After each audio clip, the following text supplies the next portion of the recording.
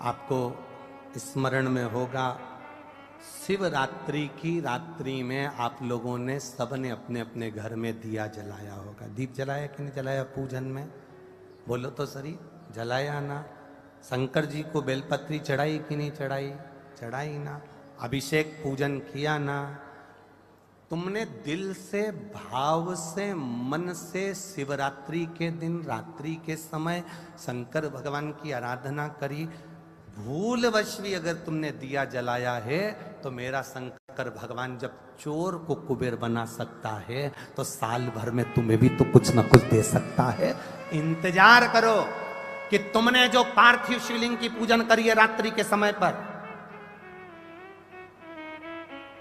केवल पार्थिव शिवलिंग की पूजन रात को नहीं होती है, पर केवल शिवरात्रि, हरतालिका तीज, छोटी तीज, बड़ी तीज, अन्य जो त्योहार होते हैं, सोमवार की अष्टमी आदि आदि जो उत्सव होते हैं, इसमें शिवरात्रि की रात्रि में, उसका मतलब ही शिवरात्रि है, रात के समय पर आप अभिषेक करो, पूजन करो, अर्चना करो।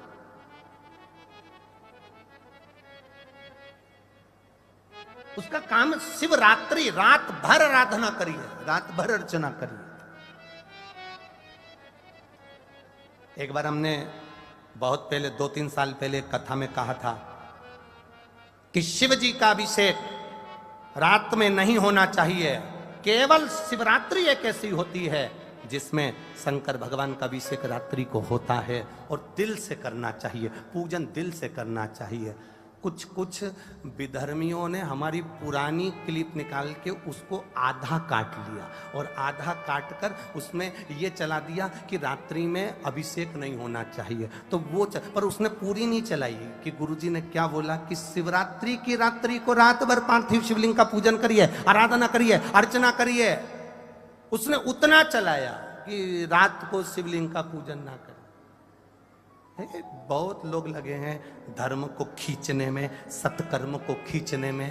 अधर्मी ढेर पड़े हुए हैं जो कहीं ना कहीं किसी ना किसी रूप में सनातन धर्म को नीचे दिखाने का प्रयास करते हैं। बड़े बड़े औहदे पर बैठकर भी लोग सहजता नहीं रखते। इसलिए तो रामचरितमानस में लिख दिया, ऊंच निवास नीच करतूती और देख न सकई पराई विभूति। दुनिया की विभूति देख नहीं पा रहे, आंखों में चुभ रही है कि कैसे इतना आगे बढ़ रहा है, कैसे ये सब भजन हो रहा है। 63 करोड़ लोगों ने अभिषेक पूजन कर ली, दुनिया को चुभ रही है 63 करोड़।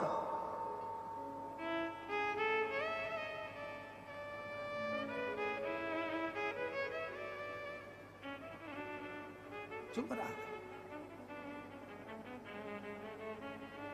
और 63 करोड़ लोगों ने जो अभिषेक करा, ये शिव तत्व है, ये शंकर की उदारता, ये करुणा है, ये भगवान की भक्ति।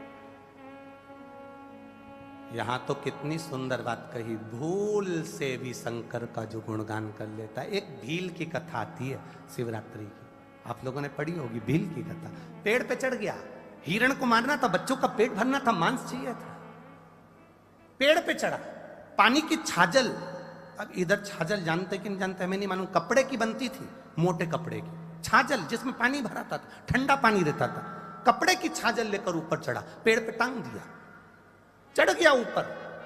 हिरण का इंतजार कर रहा है कोई मृग आ जाए, उसको मारूंगा, बच्चों का पेट भरना, बच्चे भूखे।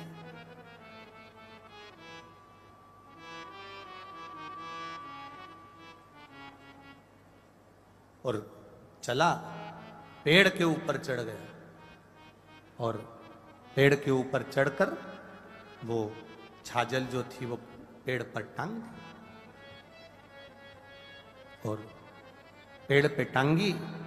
अब वो हिरण को देखने के लिए इधर घूमे तो छाजल हिले, छाजल हिले तो उसमें से 2-2 बूंद पानी नीचे गिरता रहे। इधर घूमे 2 बूंद पानी नीचे। इसको नहीं मालूम कि मैं बेलपत्री के पेड़ पे टर्मा, इसको नहीं मालूम कि मैं बेलपत्री के पेड़ पर चढ़ गया।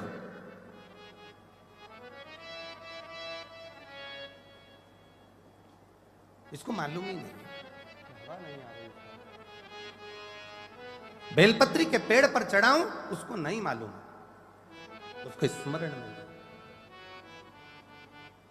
और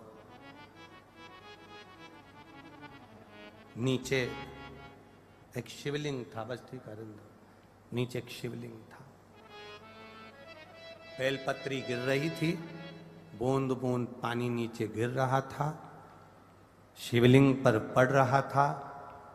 रात्रि के समय पर उसको नहीं मालूम कि शिवरात्रि है और भोले बाबा प्रसन्न होकर प्रकट हो गए। मांग तुझे क्या चाहिए, मैं तुझे क्या दे दूं, बोल।